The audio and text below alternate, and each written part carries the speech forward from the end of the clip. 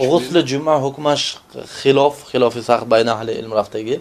بعضی اهل علم میگن که مثلا مستحب میگن، بعضی حدیث ها بیان استدلال کردن مثلا میگن که یعنی غسل جمعه مستحب میگن، لیکن قول راجح واجب. غسل جمعه حکمش واجب، برای که رسول صلی الله علیه و سلم میگه که حق علی کل مسلم، حق علی کل مسلم. ونعم ان اصحاب النبي صلى الله عليه وسلم لم يكن لهم كفاة، لم يكن اصحاب النبي صلى الله عليه وسلم لهم كفاة وكانوا يشتغلون وكان يكون لهم ارواح، كان يكون لهم ارواح فقيل لهم لو اغتسلتم.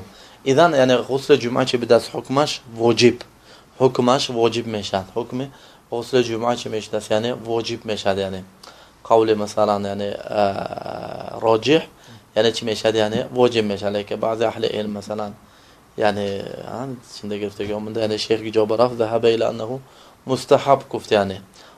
اما مثلا قول چی راجح مثل ابن خزیمه رحمه الله دیگرها بلکه حق به معنای وجوب میبیاد، یعنی اصل الا مثلا قرینه باشد. اینجا چی قرینه نیست یعنی.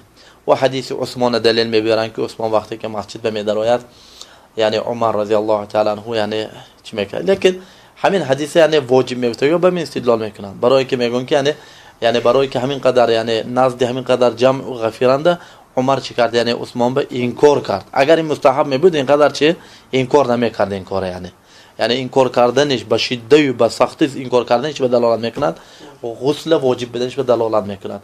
اما وقت غسل مثلا کی سر میشد بهترین وقت غسل یعنی همین پیش از نماز جمعه به برآمدن. یعنی سه قول ذکر میکنن. بعضی گفتن که شب جمعه یعنی بعد از مغرب شب جمعه در اومدن، بعضی گفتن که بعد از فجر، بعضی گفتن که بهترین وقتش المهم کی میشد است همین تو حاضر ساعت 10 مثلا نماز جمعه رفتنی باشه یعنی ساعت 9 چی میکنه غسل میکنه یعنی. نه برادر میگن که انسان خودش